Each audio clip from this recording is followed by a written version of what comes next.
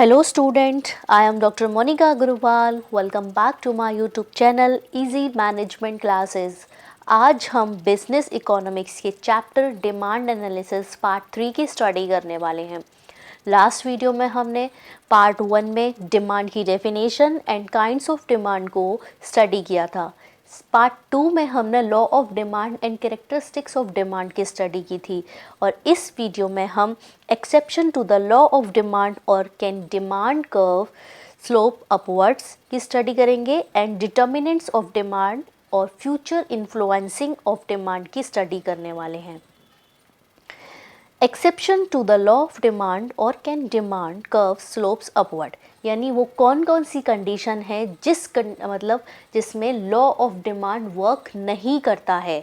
It means law of demand क्या कहता है कि जब भी किसी भी प्रोडक्ट के प्राइस इंक्रीज होते हैं उस कंडीशन में डिमांड कर्व यानी डिमांड जो है प्रोडक्ट की वो डिक्रीज़ हो जाती है। हमारा लॉ ऑफ डिमांड क्या कहता है, quantity demand will be decreased when the price is increase. ठीक है, जब प्राइस इंक्रीज होता है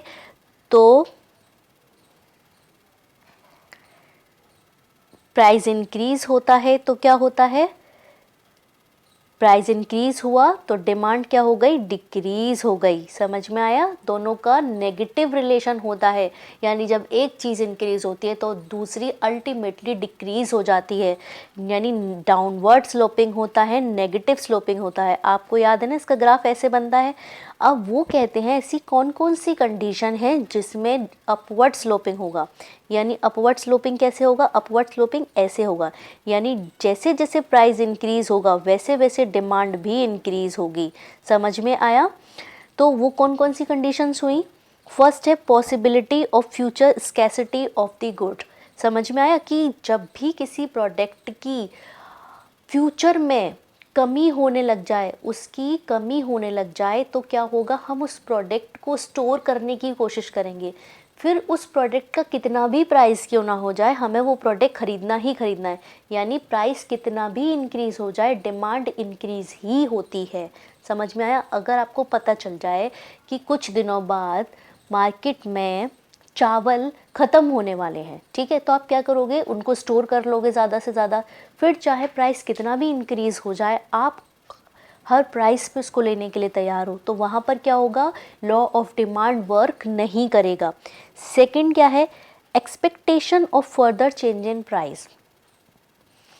expectation of further changes price, जब आपको ये एक्सपेक्टेशन है कि फ्यूचर में उसका प्राइस चेंज हो जाएगा। समझ में आया, फ्यूचर में किसी प्रोडक्ट का प्राइस चेंज होने वाला है या प्रोडक्ट का प्राइस इंक्रीज़ होने वाला है, तब भी आप क्या करते हो, उस प्रोडक्ट को ज़्यादा से ज़्यादा ख़रीदते हो। तो वहाँ पर क्या होता है, जो लॉ ऑफ डिमांड वर्क नहीं करता। स्नैप अपील क्या है, in case of prestigious goods. Prestigious goods समझते हो आप, जैसे गोल्ड हो गया, डायमंड हो गया, तो वो क्या है कि ये क्या होते हैं, हमारे प्रेस्टिजियस गुड्स होते हैं। Their demand increase with an increase in their prices because these goods are considered as a prosperity of the rich people. जब भी इन चीज़ों के प्राइस इंक्रीज़ होते हैं, लोग उसको और ख़रीदते हैं। क्यों ख़रीदते हैं, अपनी प्रॉस्पेरिटी को दिखाने के लिए। जो रिच पीपल्स होते हैं वो अपनी प्रॉस्पेरिटी को दिखाने के लिए उस चीज़ को ज़्यादा से ज़्यादा ख़रीदते हैं और ख़रीदते हैं। वो कौन सी चीज़ें होती हैं, प्रेस्टिजियस चीज़ें होती हैं, जैसे गोल्ड हो गया, डायमंड हो गया। अगर इनके प्राइस इंक्रीज़ हुए तो उनकी डिमांड जब इंक्रीज़ होने लगती है तो वहाँ पर एक्सेप्शन होता है लॉ ऑफ डिमांड का, वहाँ पे लॉ ऑफ डिमांड वर्क नहीं करता। Ignorance of consumer. Ignorance, sometimes the consumer, due to their ignorance, assume that the fall in the price of a commodity is an indicator of a fall in its existing quality and start buying less of such commodity. समझ में आया कि कभी कभी क्या होता है, किसी प्रोडक्ट के प्राइस कम हो गए तो कंज्यूमर अपने माइंड में क्या सोच लेता है कि ये क्वालिटी लेस प्रोडक्ट है, इसमें क्वालिटी नहीं है, इसीलिए इसके प्राइस गिर गए। जब वो माइंड में ये सोच लेते हैं कि ये क्वालिटी प्रोडक्ट नहीं है इसीलिए इसके प्राइस गिरे हैं, तो क्या होगा, उसकी डिमांड भी गिर जाएगी। प्राइस भी गिर रहा है, डिमांड भी गिर रही है, तो क्या हो गया, पॉजिटिव रिलेशन हो गया। पॉजिटिव रिलेशन हो गया, it means demand of law work नहीं कर रहा है। नेक्स्ट आता है कंस्पिशियस necessities. The change in price of such commodities do not affect their demand. For example, the demand for food grains, medicines, etc. remain usually constant by the price movement. कुछ ऐसी चीज़ें होती हैं जिनका प्राइस कुछ भी हो जाए लेकिन आपको वो खरीदनी ही खरीदनी है, क्योंकि वो आपकी एक नेसेसिटी बन गई है, आपकी ज़रूरत है, उसके बिना आपका काम नहीं चल सकता। वो कौन सी चीज़ें हो गई, फूड हो गया, आपको रहने खाने के लिए फूड चाहिए, अगर आप बीमार हो जाते हो तो मेडिसिन चाहिए आपको, चाहे वो कितनी भी प्राइस की क्यों ना हो जाए, जो डॉक्टर ने मेडिसिन आपको लिखी है आप वही लोगे, चाहे वो कितनी भी महंगी क्यों ना हो। तो कुछ प्रोडक्ट ऐसे होते हैं जिनका प्राइस कितना भी पहुंच जाए, उनकी डिमांड में कोई चेंजेस नहीं आते हैं, उनकी डिमांड क्या होती है, कांस्टेंट रहती है। तो जहाँ पर डिमांड कांस्टेंट रहती है, प्राइस में कैसे भी चेंजेस आ जाए, डिमांड में कोई फ़र्क नहीं पड़ता, तो वहाँ पर भी लॉ ऑफ डिमांड वर्क नहीं करता। नेक्स्ट आता है when amount spend on commodity is a very small part of total income. समझ में आया, जो अमाउंट आपकी टोटल इनकम का है वो बहुत ही कम खर्च किया जा रहा है किसी कमोडिटी पर, तो वहाँ पर भी लॉ ऑफ डिमांड काम नहीं करता। जैसे फॉर एग्जांपल सॉल्ट, नमक, बहुत छोटा अमाउंट आपकी इनकम का खर्च हो रहा है वहाँ पर। मैच बॉक्स, माचिस ले रहे हो आप, तो वहाँ पर भी एक बहुत छोटा अमाउंट आप अपनी इनकम से स्पेंड कर रहे हो, तो उस कंडीशन में वहाँ पर भी लॉ ऑफ डिमांड वर्क नहीं करता।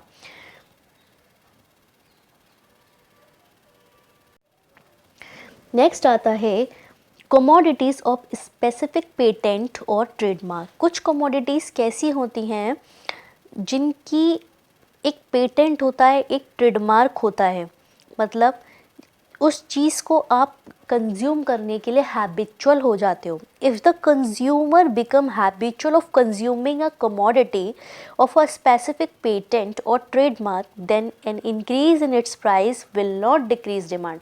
समझ में आया, जब आप किसी भी प्रोडक्ट के बारे में, आप यूँ समझ लो आप एक ब्रांड लॉयल कस्टमर हो, आपको उस ब्रांड के ही प्रोडक्ट पसंद है, तो अब उस ब्रांड के प्राइस कितने भी इंक्रीज़ हो जाए आप वही प्रोडक्ट खरीदोगे। तो वहाँ पर क्या हुआ, प्राइस इंक्रीज़ होने पर भी डिमांड डिक्रीज़ नहीं हुई, क्योंकि आपको वही ट्रेडमार्क का प्रोडक्ट चाहिए, वही ब्रांड का प्रोडक्ट चाहिए, तो वहाँ पर क्या होता है, लॉ ऑफ डिमांड वर्क नहीं करता।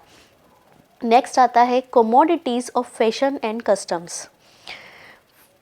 अब फैशन आप समझते हो, अगर आपको फैशन में जीन्स पहननी है तो अगर आपको जीन्स कितने भी प्राइस की मिले आप उसको लोगे, तो प्राइस कितना भी इंक्रीज़ हो जाए, फैशन और कस्टम की वजह से भी हमारा जो लॉ ऑफ डिमांड है कभी कभी वर्क नहीं करता। नेक्स्ट आता है ग्रिफिन पैराडॉक्स। ग्रिफिन पैराडॉक्स क्या होता है, जब इन्फीरियर गुड्स होती हैं, ठीक है, इन्फीरियर गुड्स मतलब जो लो क्वालिटी की गुड्स होती हैं, अगर मान लो आपकी इनकम थी 1000 रुपये, आपने 200 रुपये का इन्फीरियर गुड्स यानी कोई भी एक लो क्वालिटी चावल खरीद लिए, ठीक है, अब आपकी जो इनकम थी या तो वो इंक्रीज़ हो गई या फिर उस इन्फीरियर गुड के प्राइस इंक्रीज़ हो गए, ठीक है। मानो चावल का प्राइस जो 10 रुपये था वो 20 रुपये हो गया, तो फिर आप क्या करोगे, उस इन्फीरियर गुड्स को ना खरीद कर हाई क्वालिटी का जब प्रोडक्ट खरीदने लगते हो, यानी आप हाई क्वालिटी के चावल खरीदोगे 20 रुपये में, जब आप लोअर क्वालिटी के चावल खरीद के क्या करोगे, 20 रुपये में तो आप हाई क्वालिटी के चावल खरीद लोगे, तो वो क्या होता है, ग्रिफिन पैराडॉक्स होता है। जब हमारी इनकम में इंक्रीज़ हो जाए और उसकी वजह से हम लो क्वालिटी प्रोडक्ट की जगह हाई क्वालिटी प्रोडक्ट को खरीदना शुरू कर दें, तो वो क्या होता है, ग्रिफिन पैराडॉक्स होता है, ठीक है। जब प्रोडक्ट का प्राइस इंक्रीज हुआ उसकी वजह से उसकी डिमांड डिक्रीज नहीं हुई, ठीक है। कैसे, there are certain goods which are inferior from the consumer point of views, ठीक है। A fall in the price of such goods may not increase their demand, ठीक है। अब मान लो चावल का प्राइस जो 10 रुपये था वो क्या हो गया, 5 रुपये हो गया, तो उसका प्राइस कम होने पर भी आपने क्या करा, अपनी डिमांड इंक्रीज नहीं की, क्योंकि वो प्रोडक्ट और सस्ता हो गया तो आपने वो प्रोडक्ट ना खरीद कर उन 10 रुपये में आपने हाई क्वालिटी प्रोडक्ट खरीद लिया। समझ आया आपकी बात? मैंने आपको बताया ग्रिफिन पैराडॉक्स क्या होता है। आप इंफीरियर गुड्स खरीद रहे थे क्योंकि आपकी इनकम कम थी, आप 10 रुपये के लो क्वालिटी चावल खरीद रहे थे। अब उन चावल की जो प्राइस थी 10 रुपये से 5 रुपये हो गई, तो क्या किया आपने, उस हमारा लॉ ऑफ डिमांड क्या कहता है कि प्राइस डिक्रीज होने पर डिमांड इंक्रीज हो जाती है। लेकिन जब प्राइस डिक्रीज हो गया चावल का, 5 रुपये हो गया, तो आपने वो चावल ना खरीद के आपने हाई क्वालिटी चावल की तरफ चले गए आप। ठीक है, आप 10 रुपये में हाई क्वालिटी चावल खरीद रहे हैं, लो क्वालिटी जो चावल थे उनको ना खरीदा आपने, इसकी वजह से उनकी डिमांड इंक्रीज नहीं हुई। जब किसी प्रोडक्ट की प्राइस कम होने पर भी उसकी डिमांड इंक्रीज नहीं होती है तो वहाँ पर क्या होता है, वो क्या होता है, ग्रिफिन पैराडॉक्स होता है। ठीक है, ग्रिफिन पैराडॉक्स किसने दिया था, रॉबर्ट ग्रिफिन ने दिया था।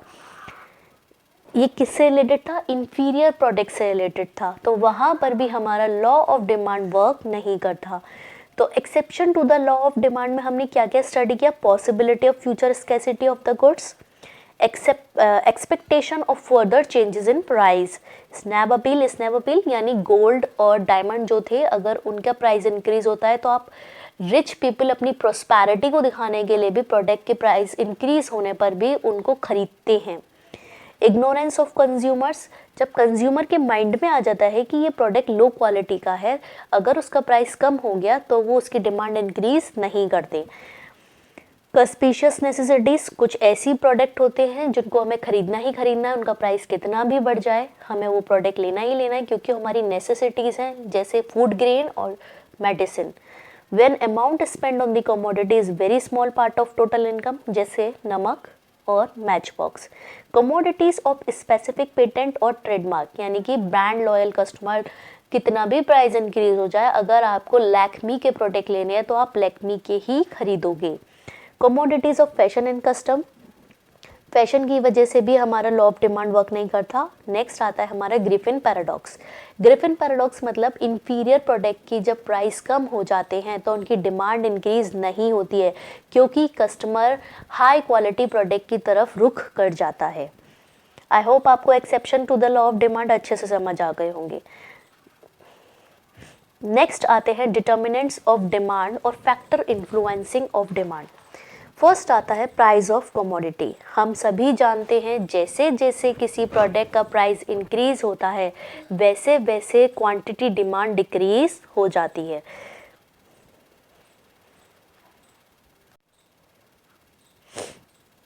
Generally the demand affected by the price, there is inverse relationship between price and demand of the commodity. If the price increase, demand will decrease and price decrease, demand will increase। यानी price of commodity क्या है, दोनों के बीच inverse relationship है, negative relationship है। इसीलिए जो curve है डिमांड का जो ग्राफ है वो डाउनवर्ड स्लोपिंग होता है। ठीक है, क्योंकि डिमांड जैसे जैसे प्राइस इंक्रीज होता है वैसे वैसे डिमांड डिक्रीज हो जाती है। समझ में आया? नेक्स्ट आते हैं buyer income. Buyer income, consumption of commodities and services are depend on the consumers income. जो कंजम्पशन है आपका, जो कमोडिटी का कंजम्पशन है आपका, आपकी सैलरी पर, आपकी इनकम पर भी डिपेंड करता है। The income of consumer increases, demand of the commodity also increase, because the increase in income he can spend more amount of purchase of commodity। ठीक है, जैसे जैसे आपकी इनकम इंक्रीज होती है वैसे वैसे प्रोडक्ट की डिमांड भी इंक्रीज होती है, क्योंकि जैसे जैसे इनकम बढ़ती है आप क्या करते हो, उस प्रोडक्ट को ज़्यादा से ज़्यादा परचेज करने की कोशिश करते हो।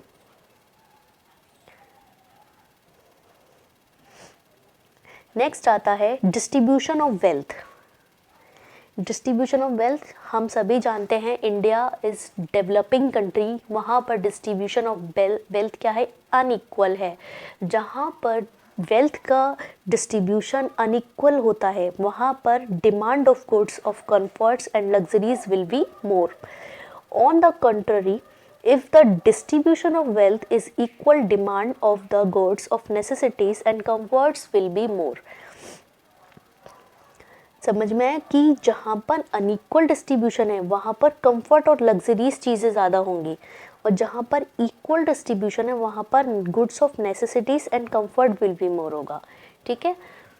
नेक्स्ट आते हैं कंज्यूमर्स चॉइस. एक फैक्टर इन्फ्लुएंसिंग डिमांड क्या है? कंज्यूमर की चॉइस भी है. कंज्यूमर की चॉइस भी इफेक्ट करती है. कैसे? Consumers choice and preference along with fashions, habits and customers also effect the demand. अभी हमने पढ़ा था कि जो कंज्यूमर का फैशन है, उसकी जो हैबिट है, वो भी हमारे डिमांड को इफेक्ट करती है. When the preference of consumer for a commodity goes up, their demand also goes up. मान लो कोई कंज्यूमर किसी प्रोडक्ट को खरीदना ज़्यादा पसंद कर रहा है, फैशन में है वो चीज़, तो क्या होगा? उसकी डिमांड अपने आप इंक्रीज हो जाएगी, क्योंकि एक को देकर एक परचेज करता है. अगर सूट पहनने का ट्रेंड चल रहा है तो सूट की जो डिमांड है वो इंक्रीज हो जाएगी. तो जो फैशन चल रहा है, फैशन के पीक टाइम पर जो भी आप कस्टमर पसंद कर रहा है, जो भी प्रेफर कर रहा है, अल्टीमेटली उस टाइम पर उस प्रोडक्ट की जो डिमांड है वो इंक्रीज हो जाएगी. ठीक है. नेक्स्ट आते हैं population. When the increase population, demand of the commodity increase. ये तो आप समझते हो, जहाँ पर पॉपुलेशन ज़्यादा है वहाँ पर डिमांड ज़्यादा होगी, जहाँ पर पॉपुलेशन कम है वहाँ पर डिमांड कम होगी. नेक्स्ट आते हैं change in the quantity of money. In the situation of money inflation, the demand of most commodity increase. समझ में आए? ठीक है.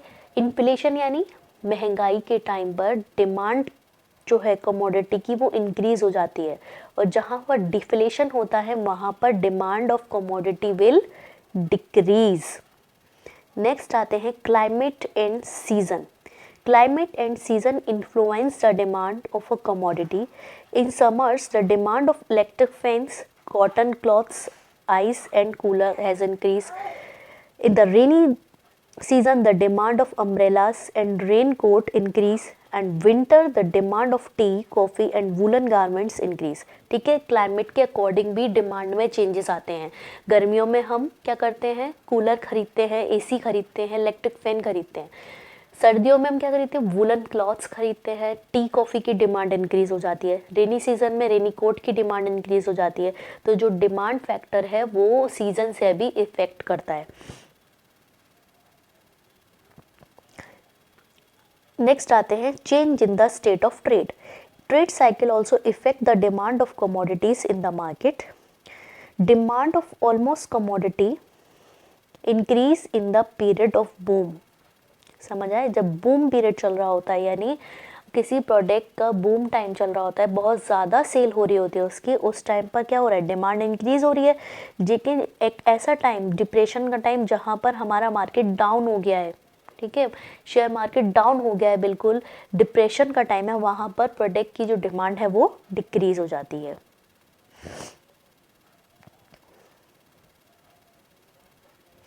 नेक्स्ट आते हैं expected future trend in price.